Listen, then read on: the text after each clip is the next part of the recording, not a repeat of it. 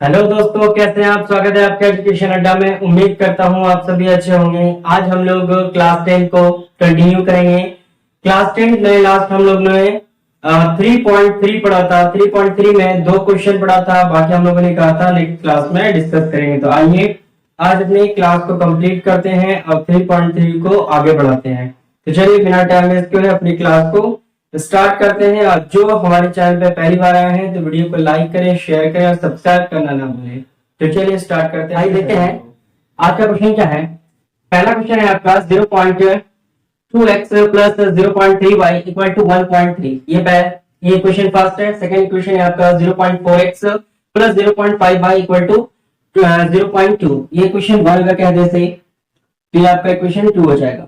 ठीक है, फिर इसे क्या करना है आपको, प्रतिस्थापन विधि से बनानी है। देखिए लास्ट वीडियो में एक मिस्टेक हो गया था, हमने प्रतिस्थापन विधि में बार बार ये रिपीट कर दिया था एलिमिनेशन मेथड।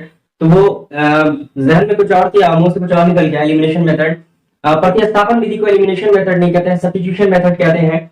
हम लोग इसे सब्स्टिट्यूशन मेथड से बनाएंगे। ठीक है, जो लास्ट वीडियो में गलती हो गया है उसके लिए माफी चाहते हैं कि प्रतिस्थापन विधि को हम लोग सब्स्टिट्यूशन मेथड कहते हैं। तो सबसे पहले हम लोग क्या करेंगे, इसको जो है पॉइंट को हटाने की कोशिश करेंगे, और पॉइंट नहीं भी हटाएंगे तो भी इसे हम लोग सब्स्टिट्यूशन मेथड से बना सकते हैं। लेकिन सब्स्टिट्यूशन मेथड में अगर हम लोग पॉइंट वाले नंबर को लेके चलते हैं तो थोड़ा सा कॉम्प्लिकेटेड आपका क्वेश्चन हो जाएगा। लेकिन अगर आप देखें कि अगर यहाँ से पॉइंट आप हटा पा रहे हैं इजी में, तो आप क्या करेंगे कि इसे बड़े ही आसान तरीके से इसे प्रतिस्थापन या सब्स्टिट्यूशन मेथड से बना पाएंगे। तो देखिए आपने एक चीज कॉमन लिखा कि 0 पॉइंट, यानी पॉइंट के बाद 1 डिजिट, पॉइंट के बाद 1 डिजिट, है ना। तो यहाँ भी है पॉइंट के बाद 1 डिजिट। इक्वेशन 2 में भी आपका क्या है, पॉइंट के बाद 1 डिजिट, पॉइंट के बाद 1 डिजिट, और यहाँ भी क्या है, पॉइंट के बाद 1 डिजिट है। तो आपने देखा कि जितने भी इक्वेशन, पूरी इक्वेशन में जहां जहां आपका डेसिमल है, जहां जहां पॉइंट है, तो वहां क्या है आपका डेसिमल के बाद यानी पॉइंट के बाद जो है डिजिट की संख्या क्या है, 1 है। ठीक है ना।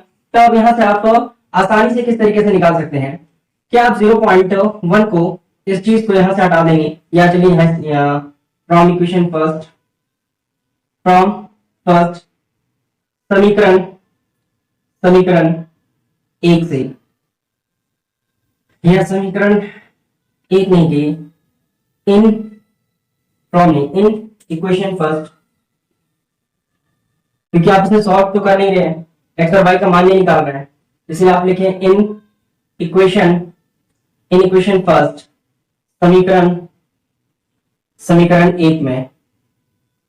तो देखिए समीकरण 1 में हम क्या कर सकते हैं कि ये 0.2x plus 0.3y equal to, अगर 1.3 है तो ये पॉइंट हटाएंगे तो यहाँ क्या आ जाएगा, 10 आ जाएगा, है ना। ये आपको पता है कि अगर जैसे ही पॉइंट हटाते हैं 1 लिखते हैं, और डेसिमल के बाद जितना डिजिट है उतना 0 नीचे लिखते हैं, है ना। वैसे यहाँ क्या करेंगे, पॉइंट हटाएंगे तो बाय में 1 देंगे, और डेसिमल के बाद एक डिजिट है तो 1 0 देंगे। देखिए यहाँ डिजिट, यहाँ 3 और y दोनों को काउंट नहीं करना है। यहाँ डिजिट की संख्या कितनी है, डिजिट की संख्या सिर्फ और सिर्फ 1 है, तो आपने 10 दिया। फिर यहाँ क्या हुआ, इसे भी हटाएंगे तो ये भी क्या हो जाएगा, 10 हो जाएगा, है ना। तो आपने देखा कि दोनों से 10 कॉमन आ जा रहा है ना। तो आपने क्या किया, 1/10 कॉमन कर लिया। तो यहाँ क्या बचा, यहाँ बचा 2x, फिर आपने यहाँ क्या देखा, यहाँ बचा 3y, और इक्वल टू क्या हो जाएगा, 13/10। अगर ये 10 लेफ्ट साइड डिवीजन में है तो राइट साइड में जाके क्या हो जाएगा, मल्टीप्लाई में हो जाएगा। तब आप देखेंगे कि इक्वेशन कुछ इस तरीके से बनेगा, 2x plus 3y equal to 13/10 तो पहले से था, और क्योंकि ये डिवीजन में है लेफ्ट साइड, राइट साइड आएगा तो मल्टीप्लाई में चेंज हो जाएगा। तब ये क्या हो जाएगा, ये दोनों कट जाएगा। तब आपका इक्वेशन जो बन के तैयार हुआ, कुछ इक्वेशन इस तरीके से बन के तैयार हुआ कि 2x plus 3y equal to 13। तो आप इसे इक्वेशन थर्ड कह दीजिए। ठीक है ना, इक्वेशन इसे थर्ड कर दीजिए, और ये सिंपल इक्वेशन में चेंज हो गया। ठीक है, वैसे ही आप इस चीज को करेंगे तो समीकरण 1 में, अगर समीकरण 2 में इन इक्वेशन सेकंड समीकरण 1 में लेंगे, तो आप समीकरण 1 को भी ऐसा लिख सकते हैं ना, 4x plus 5y equal to क्या लिखेंगे, इक्वल टू लिखेंगे, क्योंकि ये भी पॉइंट हट जाएगा तो क्या हो जाएगा आपका 23 हो जाएगा। इसे इक्वेशन 4 कहते हैं। ठीक है, तो आप ये मत कहना कि ये हमने कहां से लाया, है ना, क्योंकि यहाँ डेसिमल के बाद एक डिजिट, तो यहाँ भी 10 आ जाएगा, जैसे इस तरीके से आया, यहाँ भी 10 आ जाएगा बाई 10, और यहाँ भी 10 आ जाएगा। यहाँ 10 कॉमन करेंगे, जैसे हमने यहाँ 10 कॉमन किया, ठीक है ना। तो जैसे हमने यहाँ 10 को लेफ्ट साइड से राइट साइड भेजा तो मल्टीप्लाई होकर कट गया, वैसे ही वो इस तरीके से हम लोग इक्वेशन 2 में भी करेंगे तो सेम चीज आएगा, है ना। जो आपने इक्वेशन फर्स्ट में करना है इक्वेशन सेकंड में करना है, और जरूरी नहीं है इक्वेशन 2 को भी आपको इस तरीके से दिखाने की जरूरत है। इक्वेशन फर्स्ट दिखा दीजिए, फिर लिखे इन इक्वेशन सेकंड में आप इस तरीके से लिख दें, ठीक है। तो आपने इक्वेशन को दो सिंपल फॉर्म में चेंज कर लिया, डेसिमल हटा दिया, तो आपको क्या करना है, अब आपको जो है इसे सब्स्टिट्यूशन मेथड से बनाना है, यानी प्रतिस्थापन विधि से बनानी है। तो क्या हमने यहां से स्टार्ट करना है? नहीं, अब हम जो सॉल्व करेंगे इन दोनों इक्वेशन को सॉल्व करेंगे, ठीक है। तो पहले हम लोग क्या लिखते थे, पहले हम लोग लिखते थे समीकरण 1 से, समीकरण 1 से लिखते थे, लेकिन अगर हमने सॉल्व कहां से करना है? 3 से, तो लिखेंगे समीकरण 3 से। समझ रहे आप मेरी बात, है ना। क्योंकि समीकरण एक ही आपका एक सिंपलेस्ट फॉर्म में होता था, तो आप समीकरण 1 से लिखते थे, लेकिन आपको यहां से सॉल्व करना है क्योंकि डेसिमल वाले को आपने एक सिंपल फॉर्म में चेंज किया, तो आपने लिखेंगे इक्वेशन समीकरण 3 से, या इंग्लिश में लिखिए फ्रॉम इक्वेशन थर्ड, ठीक है ना। इक्वेशन थर्ड आपका क्या है? इक्वेशन थर्ड है आपका 2x plus 3y equal to क्या है आपका 13। अभी आपने क्या देखा कि यहाँ x के साथ भी कुछ ना कुछ नंबर कोएफिशिएंट है, मल्टीप्लाई में है, y के साथ कुछ ना कुछ कोएफिशिएंट है यानी मल्टीप्लाई में है, गुणांक है। तो यहाँ पे आपको कोई परेशानी नहीं है, या तो आप इसको अकेला कर ले या तो इसको अकेला कर ले। इससे लास्ट वाली प्रॉब्लम में हमने क्या देखा था कि x के साथ कोई कोएफिशिएंट नहीं था, तो हमने y को x को अकेला कर लिया, y को उधर भेज दिया, है ना। अगर y के साथ कोई कोएफिशिएंट नहीं है, कोई गुना नहीं है, तब क्या करेंगे, x को दाईं से बाईं तरफ भेज देंगे, y को अकेला कर लेंगे। लेकिन इस केस में क्या है कि x के साथ भी कुछ ना कुछ गुणांक है, y के साथ भी कुछ ना कुछ गुणांक है, तब आप क्या करें, या तो x को भेज दें या तो y को भेज दें, ये आपके मन पर डिपेंड करता है। तो चलिए x को ही हम लोग लेफ्ट साइड इस तरफ रहने देते हैं, ठीक है, और y को हम लोग लेफ्ट से राइट भेज देंगे, तो ये माइनस 3y हो जाएगा, है ना, क्योंकि ये 13 पहले से था, ये प्लस से माइनस हो जाएगा, लेफ्ट से राइट जाएगा। फिर भी x का मान निकालने के लिए हमें क्या करना होगा, जो x के साथ नंबर गुणांक में है यानी जो कोएफिशिएंट है उसे हम लोग डिवीजन में भेज देंगे, तो ये आपका x का मान हो गया, ठीक है। इसे इक्वेशन फिफ्थ कह दें, यानी तो इसे स्टार कहते हैं, ठीक है ना, इसे स्टार कहते हैं। आपने सहूलियत के लिए इसे इक्वेशन फर्स्ट भी कह सकते हैं। हमने इसे क्या कर दिया, स्टार कह दिया। अभी इसी x का मान आपको कहाँ रखना है, इसी x का मान आपको समीकरण 2 में यानी इक्वेशन 4 में आपको रखना है। तो चलिए पहले आप यहाँ तक बता रहे, हाँ, फिर उसके बाद हम लोग इसे और आगे कंप्लीट करते हैं।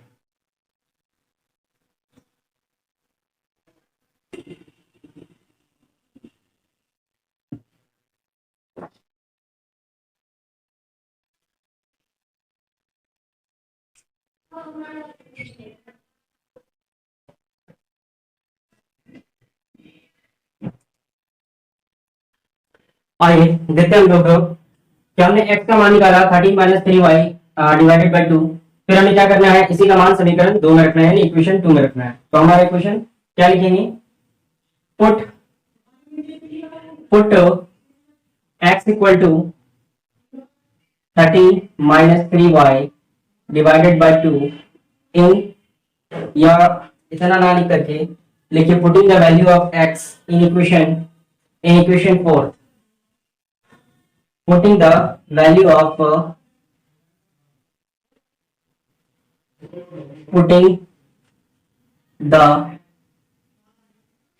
of x in equation 4, ठीक है। x का मान समीकरण 4 में रखने पर, x का मान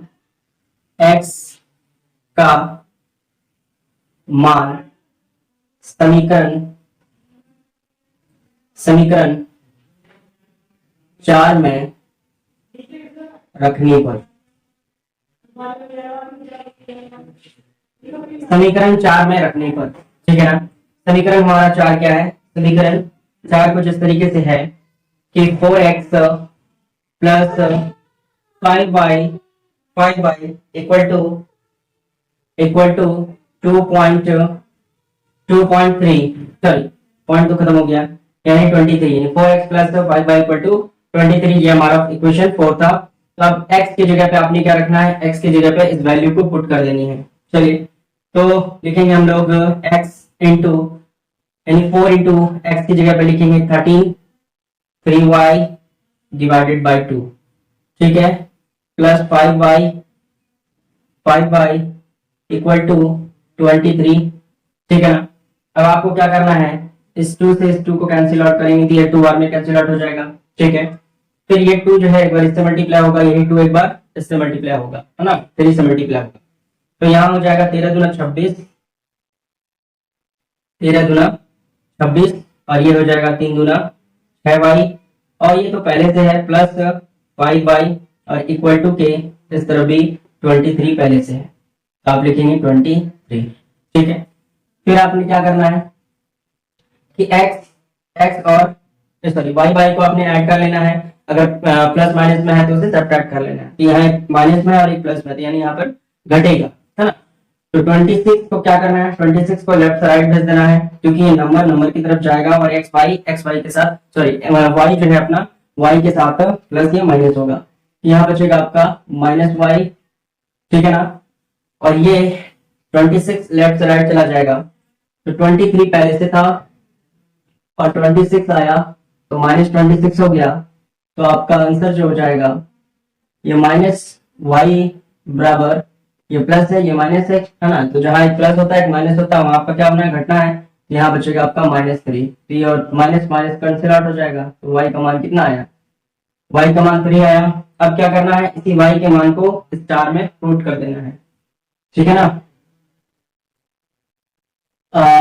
y equal to 3, put y equal to 3 in star, in equation star में, ठीक है, आपको स्टार में पुट कर देना है।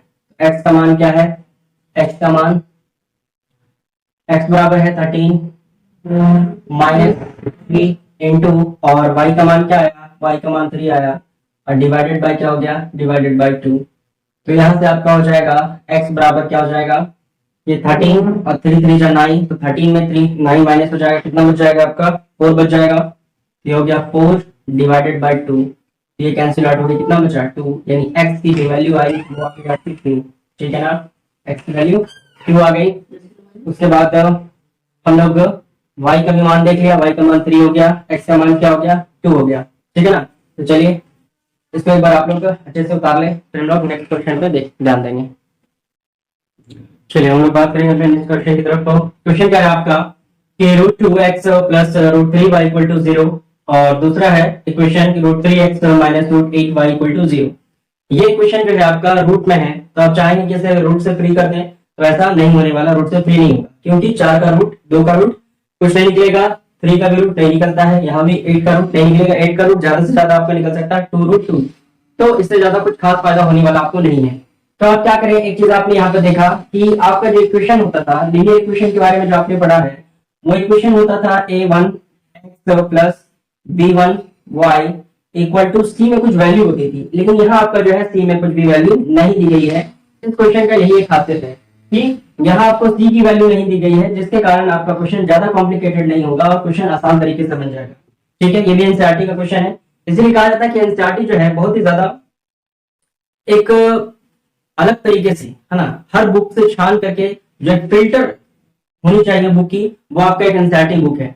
आपको हर एक क्वेश्चन एक दूसरे क्वेश्चन से डिफरेंट मिलेगा, यहाँ हर एक क्वेश्चन जो है एक टाइप है, अगर आपके बुक में 4 क्वेश्चन है तो वो 4 टाइप अदर बुक के लिए, इसीलिए ज्यादातर टीचर जो है एनसीईआरटी पे ही फोकस करते हैं, ठीक है। तो ये आपका क्वेश्चन है, यहाँ आपका क्या है, सी की वैल्यू नहीं है, जो कॉन्स्टेंट टर्म होता था वो आपका नहीं दिया गया है, तो इसे बनाने में आसानी क्यों हो सकती है, खास करके रूट में। अगर रूट आपका जो है अगर कांस्टेंट टर्म होता तो ज्यादा कॉम्प्लिकेटेड हो जाता सवाल। चलिए तो इसे भी हम लोग प्रतिस्थापन विधि से बनाएंगे, यानी सब्स्टिट्यूशन मेथड से बनाएंगे, ठीक है, क्योंकि कह रहा है हमें सब्स्टिट्यूशन मेथड से बनाने के लिए। तो सब्स्टिट्यूशन मेथड में सबसे पहले हम लोग क्या करते हैं, लिखते हैं समीकरण 1, समीकरण 1 से, यानी फ्रॉम इक्वेशन फर्स्ट।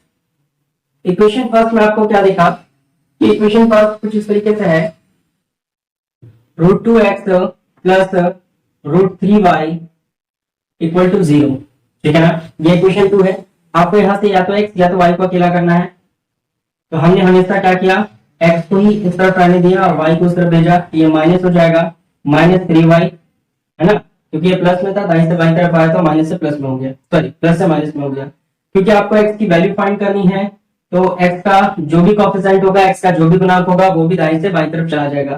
तो x का जो गुणांक है वो दाईं से बाईं तरफ जाएगा, तो कहाँ चला जाएगा, भाग में चला जाएगा। क्यों भाग में चला जाएगा सर? भाग में इसलिए चला जाएगा, भाग में इसलिए चला जाएगा क्योंकि ये x के साथ गुणांक में था, तो कोई भी गुना वाली चीज दाईं से बाईं तरफ जाती है तो भाग में बदल जाती है। तो आप इसे क्या कहेंगे, इक्वेशन थर्ड कह देंगे, ठीक है ना, इक्वेशन थर्ड कह देंगे।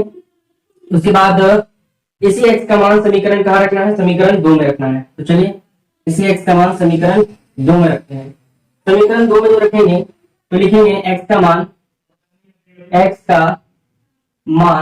समीकरण x का मान समीकरण 2 में रखने पर ठीक है, पुटिंग द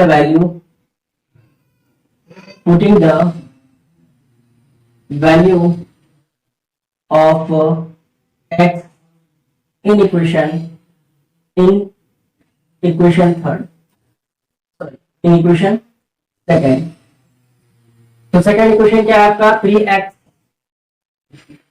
पहले इक्वेशन लिख दो, 3x minus 8y equal to 0, ये इक्वेशन थर्ड है। आपको इक्वेशन थर्ड में x जहां है, यहाँ x है, तो इसी x पे आपको क्या रखना है, x की वैल्यू पुट करनी है। और ये x की वैल्यू लानी कहां से हमें, ये हमने निकाल के रखी है, ठीक है ना। तो ये हो जाएगा आपका -√3 बाय 2√y, ठीक है। ये तो ये हो गया x का मान, -√8 तो पहले से है ना, √8y इक्वल टू 0। चलिए ये 3 से गुना हो जाएगा, यानी √3 से गुना होगा, यानी सेम वैल्यू जब रूट वाली गुना होती है, यानी यहाँ भी रूट के अंदर 3 है, यहाँ भी रूट के अंदर 3 है, तो जब आपस में ये दोनों गुना होगा तो रूट कैंसिल आउट हो जाएगा। क्या हो जाएगा, रूट कैंसिल आउट हो जाएगा, बचेगा 3 और अंडर रूट क्या बच जाएगा, अंडर रूट बच जाएगा 2, तो ये -8 इक्वल टू 0। अब आपने देखा कि ये फ्रैक्शनल वैल्यू में आ गई, है ना, क्योंकि इसके पास √2 है, तो यहाँ कुछ नहीं है तो 1 है। हम क्या करेंगे, अल्टरनेट मल्टीप्लाई, कोना कोनी गुना कर लेंगे, ठीक है। कोना कोनी जैसे ही गुना करते हैं तो हम क्या देखते हैं कि 3y और ये √2 जब 8 से गुना होगा तो 16 रूट हो जाएगा ना, ठीक है, और डिवाइडेड बाय क्या हो जाएगा, √2, ये इससे गुना हो जाएगा, √2 जो है 1 से गुना होगा तो √2 ही बचेगा नीचे, ठीक है। चलिए अब इसके बाद क्या है आपको इधर बताना, पहले आप इसका स्क्रीनशॉट जल्दी से ले लें, मैं हटता हूं यहाँ से, आप स्क्रीनशॉट लें, ठीक है। इस पोर्शन को मैंने मिटा देना है, आई होप आपने बता दिया। तो हम क्या करते हैं, हम इस चीज को सॉल्व करेंगे तो 16 रूट आपका क्या हो जाता है, 16 रूट आपका 4 हो जाएगा, तो 4y हो गया। और ये जो डिवीजन में था लेफ्ट से राइट हो जाएगा, तो 0 से मल्टीप्लाई होगा। आपको पता है कि कोई भी चीज भाग में दाईं तरफ होती है, बाईं तरफ जाके 0 में हो जाएगा, है ना। तो ये 2 जो है इस तरफ जाके 0 से मल्टीप्लाई होगा, तो ये पूरा सेक्शन 0 हो जाएगा, ये क्या हो गया आपका 0 हो गया, ठीक है ना। और फिर आपको क्या करना है, ये दोनों क्या हो जाएगा, -y equal to 0, that means y का मान क्या आया, y का मान 0 आया। 3 में से 4 माइनस हुआ तो -y बचेगा, इक्वल टू 0 था तो 0 आ गया, तो इसका मतलब y का मान भी क्या हो जाएगा, 0 हो जाएगा। अब इसका मान कहाँ रख देना है आपको, इसका मान समीकरण 3 में रख देना है, जो आपने x का मान निकाला था। तो y का मान समीकरण 3 में रखने पर या आपने लिख लेना है।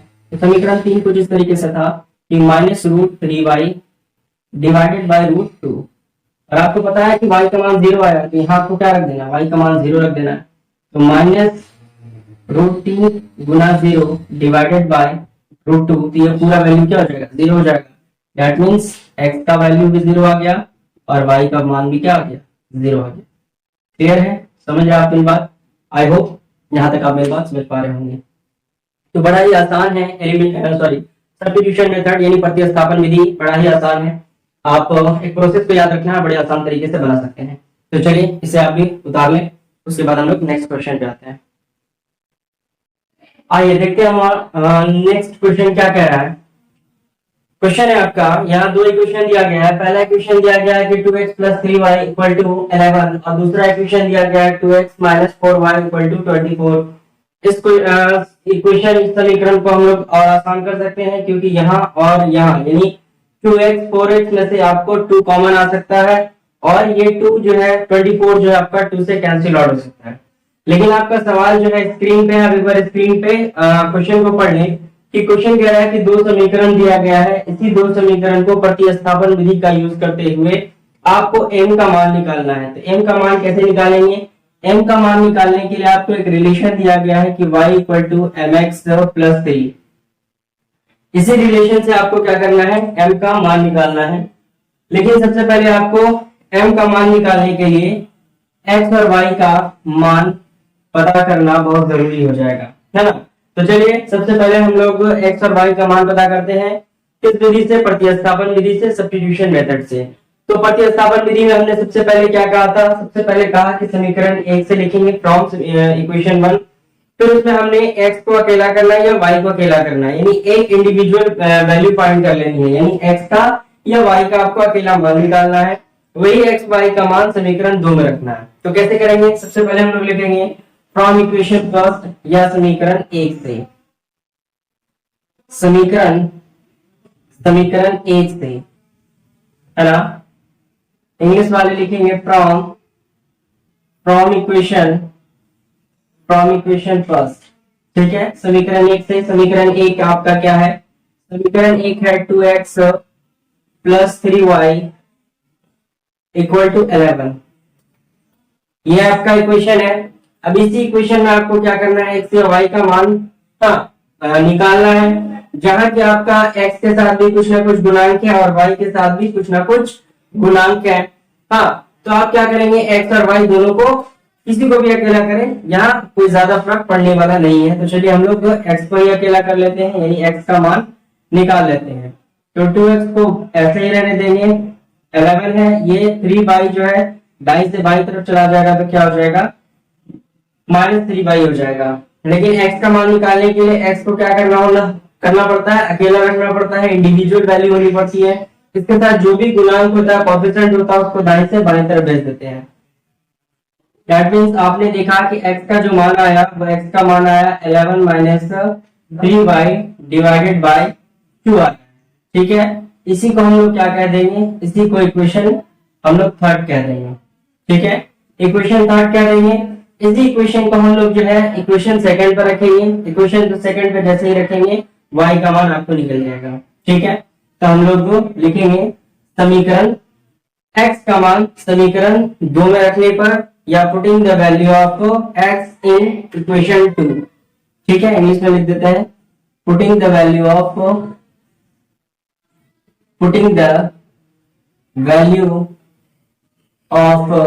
x इन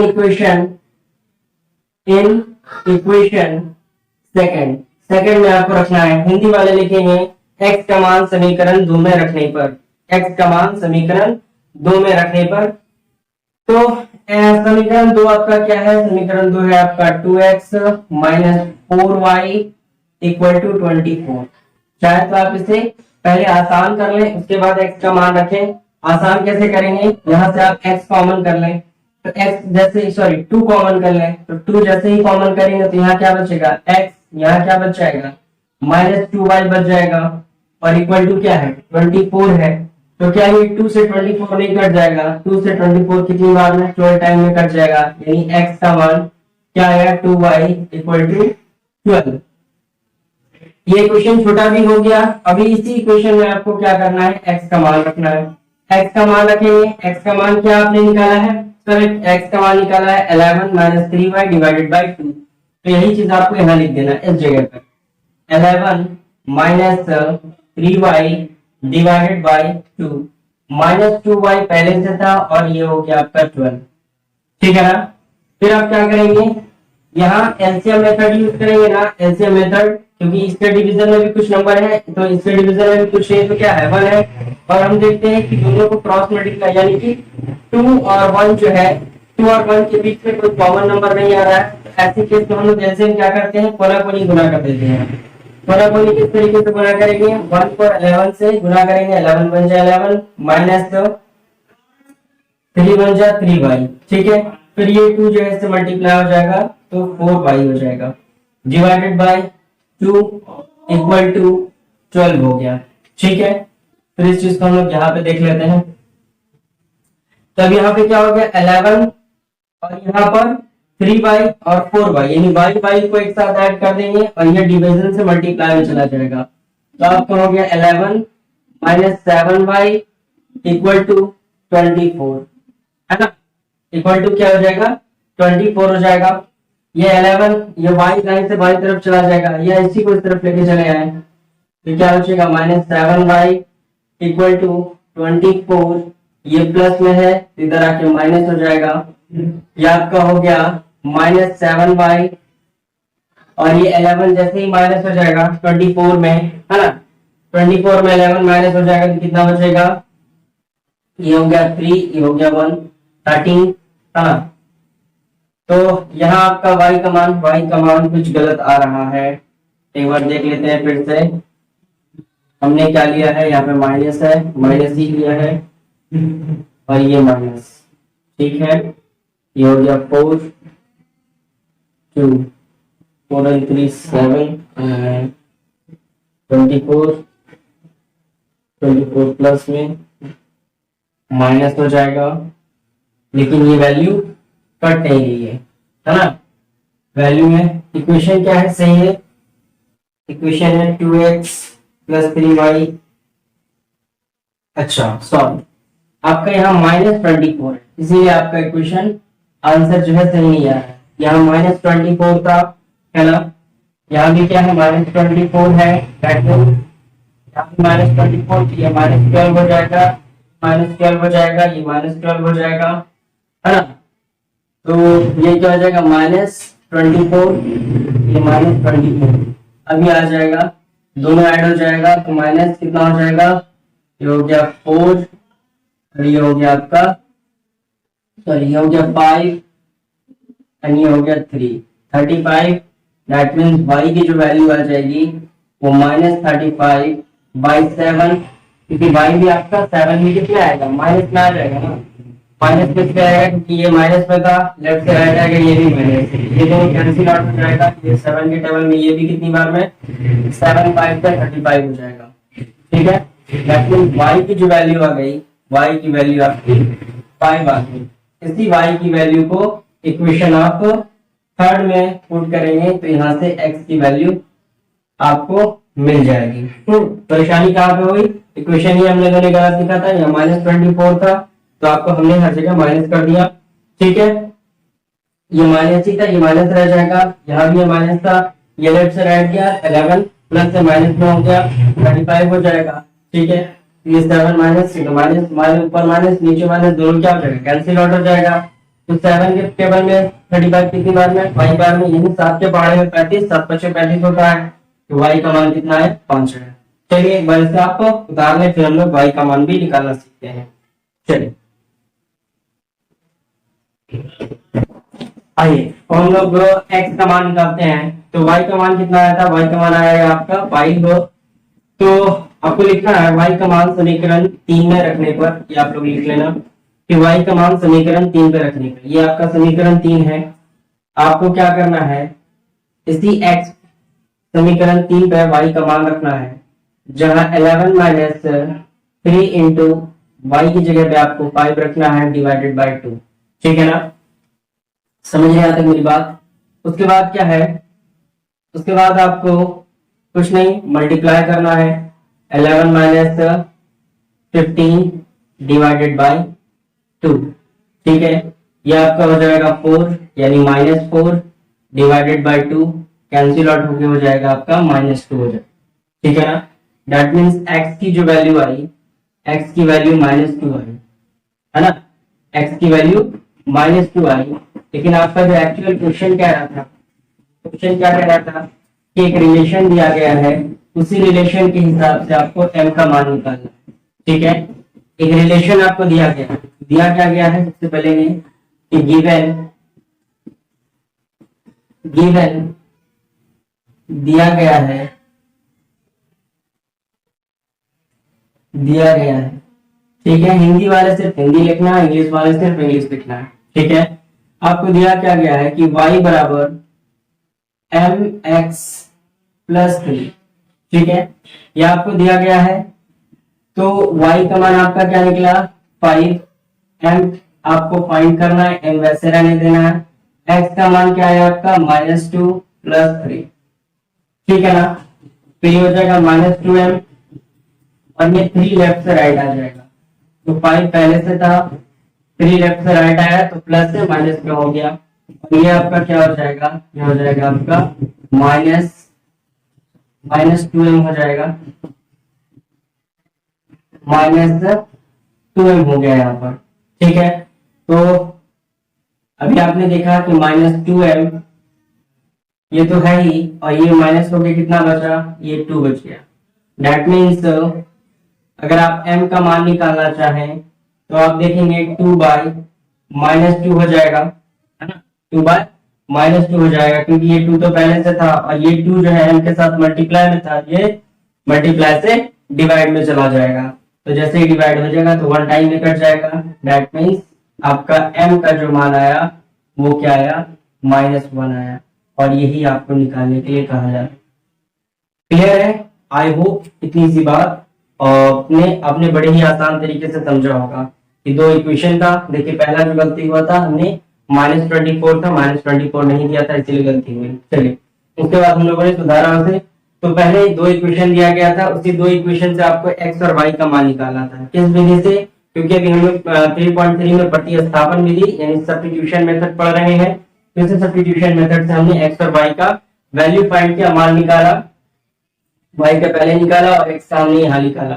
फिर एक रिलेशन आपको क्या दिया गया था कि y बराबर, यहाँ एक रिलेशन दिया y बराबर mx प्लस 3y, यहाँ पे एक रिलेशन दिया गया था और इसी की मदद से आपको m का मान निकालना था। तो कुछ था नहीं, y की जगह पे y का मान, x की जगह पे x का मान और प्लस 3 था। बाकी सारे नंबर को एक तरफ कर लिया, m को एक तरफ कर लिया, जो m के साथ नंबर था गुणांक कोएफिशिएंट, उसको हमने दाएं से बाएं तरफ भेजा, फिर वो भाग में चला गया। तो आपने देखा कि m की जो वैल्यू आई वो क्या आ गई, -1 आ गई। क्लियर है? आई होप यहाँ तक आप मेरी बात समझ पा रहे हैं। तो चलिए हम लोग question number 3 word problem start करते हैं कि लीनियर क्वेश्चन में वर्ड प्रॉब्लम कैसे बनाते हैं। चलिए आप पहले से उतार लें। आइए देखते हैं क्वेश्चन नंबर 3 जो आपकी स्क्रीन पे है। क्वेश्चन पढ़ लें। क्वेश्चन नंबर 3 जो है वर्ड प्रॉब्लम है। वर्ड प्रॉब्लम जो इंग्लिश वाले हैं उसको इंग्लिश में भी है, जो हिंदी वाले हैं हिंदी में भी दिया गया है। आप एक बार क्वेश्चन पढ़ लें, क्योंकि क्वेश्चन का पढ़ना जरूरी है। क्वेश्चन आप समझेंगे तो आप क्वेश्चन बना पाएंगे, क्वेश्चन समझेंगे नहीं तो क्वेश्चन बना भी नहीं पाएंगे। तो देखिए क्वेश्चन आपसे कह रहा है कि दो अंकों का अंतर 26 है और एक अंक दूसरी संख्या की 3 गुनी है, ठीक है, उन्हें ज्ञात कीजिए। यानी कह रहा है कि दो अंक है, दो अंक का अंतर जो है वो 26 है, लेकिन पहली अंक दूसरी अंक से क्या है, 3 गुनी है। तो अब कहने का मतलब क्या है कि अंक है, संख्या है, तो हमें मानना क्या है। सबसे पहले हमें दो चीज यहाँ पर डिस्कशन हो रहा है ना कि दो अंक दो संख्याओं का अंतर और एक अंक दूसरे अंक से, यानी दो चीज के बारे में बात हो रहा है, अंक के बारे में बात हो रहा है। पहला क्या है कि जैसे हमने कहा ये एक अंक हो गया और ये हमने इसके साथ 2 लगा दिया, तो ये 2 अंक हो गया। तो 2 अंकों वाली संख्या के बारे में बात कर रहे हैं, ठीक है। 3 अंक क्या होगा, अगर इसके साथ एक और डिजिट लगा देंगे तो ये 3 अंक हो जाएगा, ठीक। लेकिन यहाँ बात हो रही है किसकी, 2 अंक की बात हो रही है। और हमें मानना भी क्या है, जो क्वेश्चन में हमें कहेगा वही हमें मानना है। क्वेश्चन में हमें अंक के बारे में कहा तो हमने भी यही कहना है कि माना पहली संख्या बराबर जो है आपका वो x है और दूसरी संख्या बराबर क्या है, y है। पहली संख्या बराबर क्या है, x और दूसरी संख्या क्या हो जाएगी, y हो जाएगी। या पहला अंक कह रहा है तो पहला अंक ही मान लेना है आपको, लेकिन यहाँ एक संख्या है दूसरी संख्या है तो यहाँ आपको संख्या मानना। तो पहली संख्या दूसरी संख्या के बारे में कब चल रही है तो हमें यहाँ पर संख्या ही मानना है। लिखेंगे माना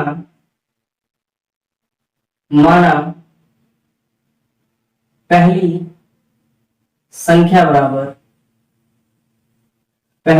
बराबर क्या हो जाएगा, x हो जाएगा, ठीक है। इंग्लिश वाले लिखेंगे let first number be x, first number be X लिख देते हैं। उसके बाद चलिए यहां लिख देते हैं, लेट फर्स्ट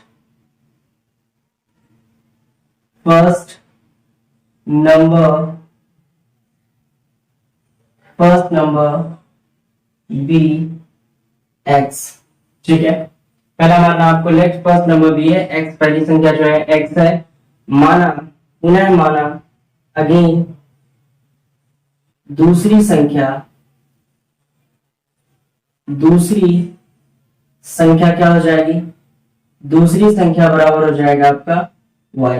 ठीक है, इसी तरीके से लिखना है लेट सेकंड नंबर बी है y, या सेकंड नंबर ही कह रहा है, डिजिट क्या था तब डिजिट के बारे में बात करते हैं यहाँ, लेकिन डिजिट के बारे में बात नहीं कर रहा है, यहाँ संख्या के बारे में बात कर रहा है। लेकिन ये हमने क्या कहा, डिजिट के बारे में कहा, ये 1 डिजिट है, ये 2 डिजिट है। ठीक है ना, लेकिन यहाँ डिजिट के बारे में नहीं कह रहा है, इससे पहले जो हम लोग कह रहे थे, बट हमने जो है डिजिट समझाना चाहा, लेकिन यहाँ बुक में डिजिट के बारे में नहीं कह रहा है, संख्या के बारे में कह रहा है। ठीक है ना, चलिए यहाँ तक बात हो गई, पहली संख्या एक्स है, दूसरी संख्या वाई है। तो फिर लिखेंगे अकॉर्डिंग टू क्वेश्चन, इंग्लिश वाले, हिंदी वाले लिखेंगे प्रश्नानुसार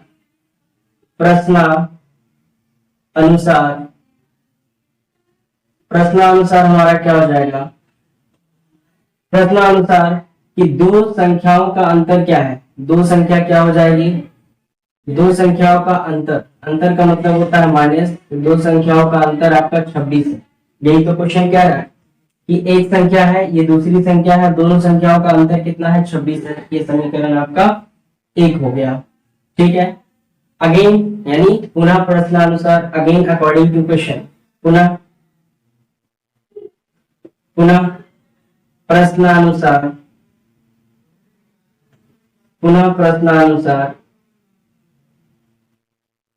अगेन अकॉर्डिंग टू क्वेश्चन, हम लोग क्या लिखेंगे कि पहला जो स्टेटमेंट कहा, पहले स्टेटमेंट के अकॉर्डिंग हमने कहा कि पहली संख्या दूसरी संख्या यानी दो संख्याओं का जो अंतर है, अंतर का मतलब होता है माइनस करना, तो दो संख्याओं का अंतर कितना हो गया, 26 हो गया। ठीक है, तो दोनों यानी पहली संख्या हमने x मानी, दूसरी संख्या अगर y मानी, तो x माइनस वाई का वैल्यू कितना हो जाएगा, 26 हो जाएगा। लेकिन फिर दूसरा स्टेटमेंट जो आपसे कह रहा है कि पहली संख्या दूसरी संख्या से 3 गुनी है। पहली संख्या सर आपकी क्या है, पहली संख्या x है, और दूसरी संख्या क्या है, दूसरी संख्या आपकी y है ना।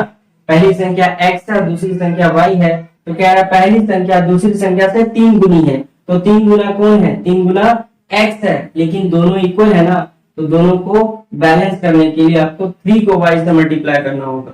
यहाँ देखिए उल्टा सोचना आपको, अक्सर ये चीज आपने देखा होगा कि पहली संख्या दूसरी संख्या से 3 गुनी है, तो पहली संख्या 3 गुनी है ना, तो आप 3 इंटू एक्स करते हैं, लेकिन आपको करना क्या है, यहाँ 3 गुनी कौन है, 3 गुनी एक्स है, और दोनों को आपने बराबर किया ना, इक्वल किया, तो ये 3 गुनी तो ज्यादा ही है, इसको इसके इक्वल करने के लिए इसको 3 से गुना करना होगा।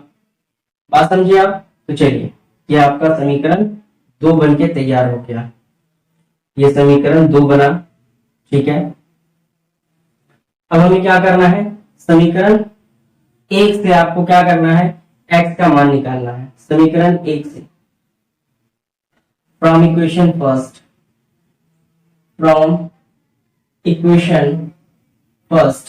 पहले इक्वेशन से x minus Y equal to अगर 26 डिग्री है, ठीक है, तो y को लेफ्ट से राइट लेके चले जाना है, तो आपका क्या आ जाएगा, x का मान आ जाएगा, 26 प्लस y हो जाएगा। ठीक है, इसी को आपने क्या करना है, समीकरण 3 कहना है। अभी हम लोगों ने सीखा है ये चीज, तो ज्यादा मुश्किल नहीं होगा, इसी को समीकरण 3 कहना है। फिर क्या करते हैं, इसी x का मान समीकरण 1 में रख देंगे, या सॉरी 1 से ही निकाला है तो समीकरण 2 में रख देंगे। x का मान समीकरण 2 में रखने पर putting the value of x in equation second, आपको लिखना है, मैं डायरेक्ट लिख रहा हूं यहाँ पर। इक्वेशन सेकंड क्या है, 3x minus Y equal to 0, ये आपका इक्वेशन है ना। लेकिन यहाँ आपको क्या रखना है, ये वैल्यू रखनी है, आपको यहाँ लिखना है putting the value of x in equation second. तो यहाँ x की जगह पे आपको क्या रखना है, x की जगह पे रखना है 26 प्लस वाई, है ना, एक्स की जगह पे हमने रखना। फिर ये तो बचा है ना, ये क्या है आपका माइनस 3y इक्वल टू क्या हो गया, 0 हो गया। क्लियर है, इक्वल टू क्या हो जाएगा, 0 हो जाएगा। तब आप क्या करेंगे, नंबर को नंबर की तरफ भेज दें, सॉरी नंबर को इस तरफ दाईं से बाईं तरफ भेज दें, और ये एक्स वाई है और ये भी वाई है, तो दो वाई आपस में या तो प्लस होगा या तो माइनस होगा। कब होगा, अगर ये एक प्लस में और एक माइनस में है। एक्चुअल में ये भी यहाँ भी एक प्लस में और एक माइनस है, दोनों घटेगा, तो क्या हो जाएगा -2y, और ये 26 लेफ्ट से राइट जाएगा तो -26 हो जाएगा। ये माइनस माइनस कैंसिल आउट हो जाएगा। दैट मीन्स y की जो वैल्यू आ जाएगी वो आ जाएगी 13। y की वैल्यू क्या आ गई, 13 आ गई। क्लियर है, समझ रहे हैं आप मेरी बात। ये दो जो है गुना में है y के साथ, भाग में जाएगा तो इसको भाग देकर ये कितना लेके आएगा, 13 लेके आएगा, 13 लेके आएगा। चलिए यहीं पे हम लोग इसको क्वेश्चन थर्ड कह देते हैं। यहीं से हम लोग x का भी मान निकाल लेते हैं। इसी y का मान हमें कहाँ रखना है, इक्वेशन थर्ड कहाँ हमने रखा है, इक्वेशन थर्ड यहाँ है, तो y का मान इक्वेशन थर्ड में रखेंगे। y equal to 13 in equation third equation में रखना है। तो जैसे ही थर्ड इक्वेशन में रखेंगे, थर्ड इक्वेशन आपका क्या है कि x बराबर 26 प्लस वाई, यही है ना। लेकिन आपको y की जगह पे क्या रखना है, y की जगह पे आपको 13 रखना है। तो चलिए अपने ये x है और ये 26 प्लस 13 यहाँ लिखेंगे ना y की जगह पे, इसलिए x का मान कितना आ गया, x का मान आ गया आपका, ये हो जाएगा आपका 9 और ये हो जाएगा आपका 3, तो ये हो गया 39। ठीक है, जहां x का मान क्या आया, x का मान आया 39 और y का मान कितना आया, y का मान आपका आ गया 13 आ गया। ठीक है, ये 39 और ये क्या आ गया, 13 आ गया। क्लियर है, आई होप यहाँ तक आप मेरी बात समझ पा रहे होंगे। कुछ ज्यादा परेशानी नहीं है, वर्ड प्रॉब्लम और आसान होता है। वर्ड प्रॉब्लम में आपको सिर्फ देखना है स्टेटमेंट कितना है, 2 स्टेटमेंट है, रहना ही रहना है लीनियर इक्वेशन में, रैखिक समीकरण में। और आपको ध्यान देना है कि दोनों स्टेटमेंट में बार बार किस चीज का जिक्र हो रहा है। तो आपने यहाँ देखा कि पहली संख्या दूसरी संख्या, है ना, संख्या के बारे में जिक्र हुआ और पहली और दूसरी संख्या के बारे में बात हुआ, तो आपको यही मानना है, पहली संख्या x और दूसरी संख्या y। क्लियर है, आई होप ये पूरा सेशन आपको अच्छा लगा हो। और वीडियो को आप लोग शेयर नहीं करते हैं, वीडियो को शेयर करें, हाँ, और अपने दोस्तों को बताएं। तो चलिए अपनी क्लास में ही एंड करते हैं। तो जो हमारे चैनल पर पहली बार आए हैं तो वीडियो को लाइक करें, शेयर करें और सब्सक्राइब करना। Thank you.